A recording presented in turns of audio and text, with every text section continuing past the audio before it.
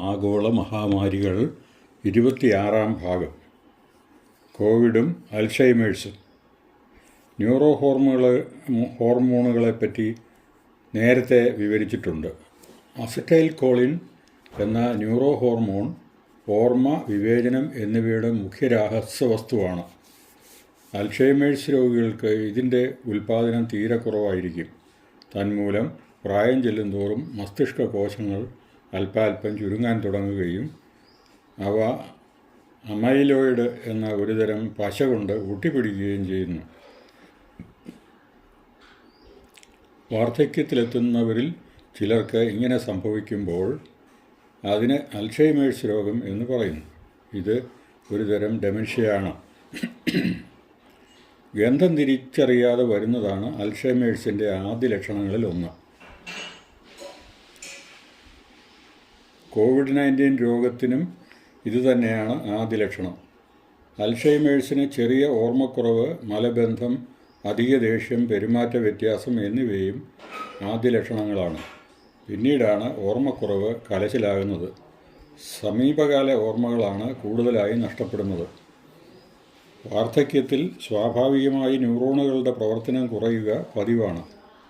വാർദ്ധക്യമെന്നാൽ വിശ്രമവുമാണല്ലോ.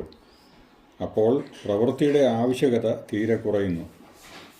തന്മൂലം മസ്തിഷ്ക കോശങ്ങൾ ഉത്തേജിക്കപ്പെടാതെ പോകുന്നു. ഇതാണ് അൽഷൈമേഴ്സിൻ്റെ പ്രധാന കാരണം. കോവിഡ് കാലത്തുണ്ടായ അമിത വിശ്രമം ഇത്തരം ഡെമൻഷ്യ രോഗങ്ങൾ വർദ്ധിക്കുന്നതിന് ഇടയാക്കിയിട്ടുണ്ട്. പ്രവർത്തനനിരതരാകുന്നതാണ് അൽഷൈമർ രോഗം പ്രതിരോധിക്കുന്നതിനുള്ള ഏക മാർഗം.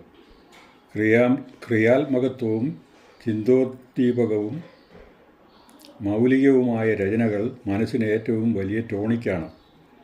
പക്ഷേ രോഗം വന്നു കഴിഞ്ഞാൽ ഇതൊക്കെ പ്രയാസമുള്ള കാര്യങ്ങളാണ്. സംഗീതം പഠിക്കുകയും ആലപിക്കുകയും ആസ്വദിക്കുകയും ചെയ്യുന്നത് അൽഷൈമേഴ്സിൻ്റെ ചികിത്സയുടെ പ്രധാന ഉപാധിയാണ്. മാർത്ത ഗോൺസാലസ് പ്രശസ്തയായ ഒരു ബെല്ലറീന ആയിരുന്നു. 1960-കളിൽ അവർ പ്രശസ്തിയുടെ കൊടുമുടിയിലെത്തിയിരുന്നു. അൽഷൈമർ ബാധിച്ച് അവശതയിലായ അവരെ സംഗീത ചികിത്സയിലൂടെ വളരെ കാലം ജീവിപ്പിക്കുന്നതിന് കഴിഞ്ഞു. ഒടുവിൽ 2019-ലാണ് അവർ മരണമടഞ്ഞത്.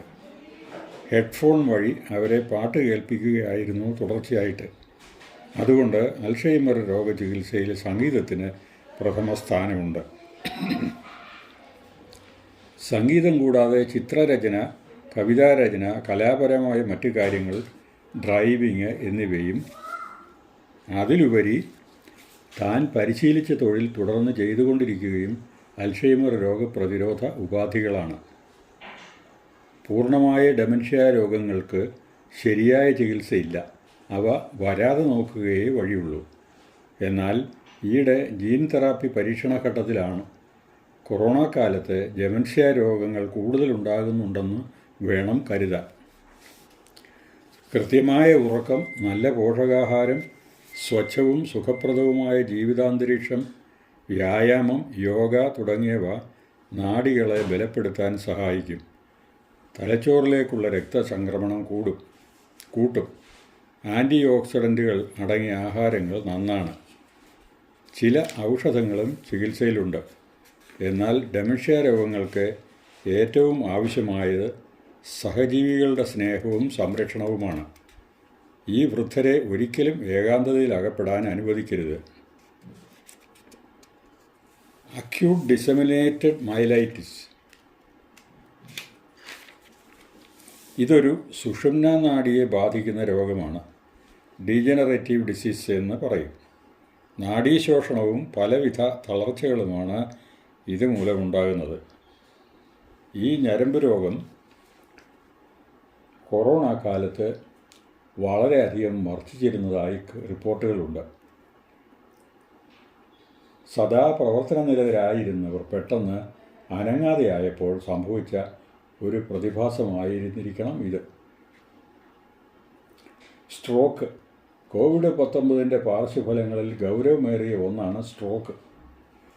തലച്ചോറിനുള്ളിൽ നീർക്കെട്ടോ രക്തസ്രാവമോ മൂലമാണ് ഇത് ഉണ്ടാകുന്നത്. ഇതിൻ്റെ ഫലമായി പല അവയവങ്ങൾക്ക് തളർച്ചയും സംസാരശേഷി നഷ്ടപ്പെടുകയും ചെയ്യാം.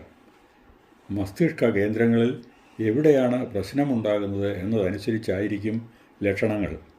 തത്സമയത്ത് ചികിത്സ ലഭിക്കാതെ വന്നാൽ മാരകമാകാവുന്ന അവസ്ഥയാണ് സ്ട്രോക്ക്. ഹിസ്റ്റീരിക്കൽ ന്യൂറോസിസ്. വീടുകളിൽ അകപ്പെട്ട് കഴിയുന്ന കോവിഡ് കാലത്ത് കൂടുതലായി കണ്ട ഒരു മാനസിക പ്രശ്നമാണിത്. സാധാരണയായി കൗമാരപ്രായത്തിലുള്ള പെൺകുട്ടികളിലും അപൂർവമായി പുരുഷന്മാരിലും മുതിർന്ന സ്ത്രീകളിലും ഇത് കാണാറുണ്ട്. ഏതെങ്കിലും നിസ്സാരമായ ടെൻഷൻ ഉണ്ടാകുമ്പോൾ പോലും അതിനെതിരായിട്ടുണ്ടാകുന്ന അധിക പ്രതികരണമാണ് ഇതെന്ന് പറയാം. പലപ്പോഴും ഒരു ശ്രദ്ധ ക്ഷണിക്കലായി വേണമെങ്കിലും ഇതിനെ കണക്കാക്കാം. ശരീരത്തിലെ